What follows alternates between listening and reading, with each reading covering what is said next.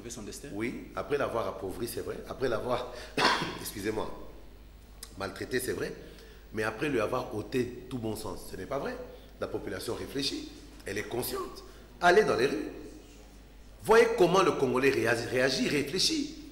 Un peuple qu'on disait bête, un peuple qu'on disait immature. Mais voyez à quel niveau même Anjili, Alimete, Kingabwa, Kimanseke, Maluku, Massina, Malueka, commune de Kinshasa, Barumbu, voyez à quel point, Mongafoule et consort, voyez à quel point le Congolais réfléchit. Le Congolais prend conscience, il est conscient de ce qui lui arrive. Il est conscient de ce que lui fait cette classe politique. Il est conscient du sort que lui réservent ces politiques à qui il n'a même pas donné le pouvoir parce qu'il n'a pas voté pour eux. Après leur avoir volé la victoire, ces gens continuent encore à les maltraiter. La population est consciente. Mais je dis ceci, moi. Lorsque je viens sur un plateau de télévision, je dénonce. Je propose aussi. Mais je dénonce. J'ouvre les yeux à cette population. Mais en fin de compte, s'il faut marcher, Daniel Manaté va marcher seul de la gare centrale jusqu'à Kitambo, pour quel impact? À un certain moment, la population doit aussi se prendre en charge. Il faut la faire comprendre. Oui, mais il faut la faire comprendre, mais on essaye, on le fait. C'est là le rôle même de partis politiques. Justement. La faiblesse d'ailleurs de vos partis politiques parfois. Raison pour laquelle le Parti socialiste axe sa façon d'agir et de réagir sur des critères différents. Et le jour où nous lancerons un mot d'ordre au Parti socialiste, ce pays tremblera. D'accord. On a pris le temps pour parler finalement de la diplomatie parce que c'est intéressant, et encore que la question vous concernait directement. Parlons finalement de la CENI. Ouf. La Commission électorale nationale indépendante proclame des résultats des élections, des dernières élections bien entendu. Quelques circonscriptions avaient des problèmes.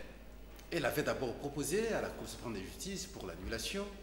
La Cour va finalement écrire à la CENI pour que la CENI puisse l'envoyer de résultats. La CENI a tergiversé, estimant qu'elle n'avait pas de résultats.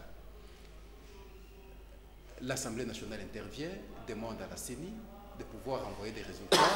Dans sa motivation, l'Assemblée dit que seule la Cour est habilitée à pouvoir annuler les élections et donc il faut envoyer les résultats près de la Cour. La CENI a réalisé, en motivant également, estimant que les élections étaient mal passées dans ces circonscriptions-là. Il y a Kolé, il y a Kiri, il y a Demba, il y a Lomela, il y a Punia.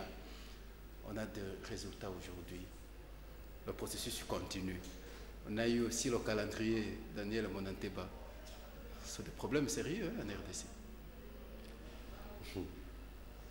Des interférences, parfois, c'est compliqué. Mais déjà, CENI du pasteur Koimulumba veut dire Comité électoral national indépendant. Où est l'indépendance de cette même CENI vis-à-vis de l'Assemblée nationale par rapport aux actes posés par l'Assemblée nationale? Je ne la vois pas. Parce que l'Assemblée n'est pas tenue d'imposer quoi que ce soit à la CENI dans sa manière d'agir. J'aurais été très heureux. Malheureusement, cette Assemblée n'était pas encore mise en place. Aussitôt échangé avec l'Assemblée nationale, le jour suivant, c'est la sortie des noms des candidats en question. Oui, mais vous savez, la CENI, il ne faut pas en entendre grand-chose. Hein. Moi, je crois que la CENI est restée fidèle à elle-même. Au moins, elle ne change pas. Au moins, la CENI est restée constante dans l'erreur et la bêtise, avec ce qu'on vient de voir encore avec les autres circonscriptions. Mais je ne m'en fais pas trop.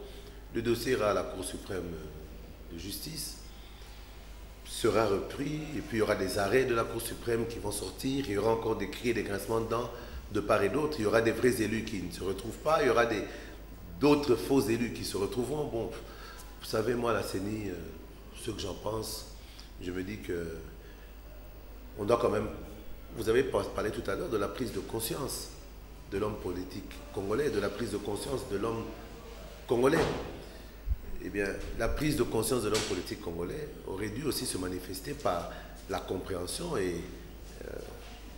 la conviction que cette CENI ne pourra encore amener que des pleurs et des grincements de dents. Et aujourd'hui, vous la voyez se précipiter encore pour sortir le calendrier. C'est pour ça que je voulais aborder, le calendrier est sorti, parce que malgré que vous dites que la CENI ne vous concerne plus, et pourtant vous êtes partie prenante également pour la suite des élections. Votre parti, j'estime qu'il ne manquera pas à aligner quelques candidats pour la députation provinciale, mais la CENI est encore là. Jusqu'en 2013, jusqu'en 2014, elle est encore là. Oui, mais je vais être particulièrement clair ce soir, Pascal, vis-à-vis de ceux qui nous regardent, vis-à-vis des députés nationaux, vis-à-vis de toutes les institutions de la République démocratique du Congo, et vis-à-vis du peuple congolais et surtout vis-à-vis de ces membres de la CENI qui ont endeuillé le pays et qui ont fait autant de mal. Les élections provinciales à venir, je voudrais que les membres du bureau de la CENI comprennent une chose. Il ne s'agit pas de se précipiter à sortir un calendrier et puis à faire vœu de toutes les bonnes intentions. Parce que vous aviez commencé à faire état de toutes les bonnes intentions avec lesquelles vous comptez aujourd'hui organiser des élections réellement crédibles, c'est-à-dire libres, démocratiques et transparentes.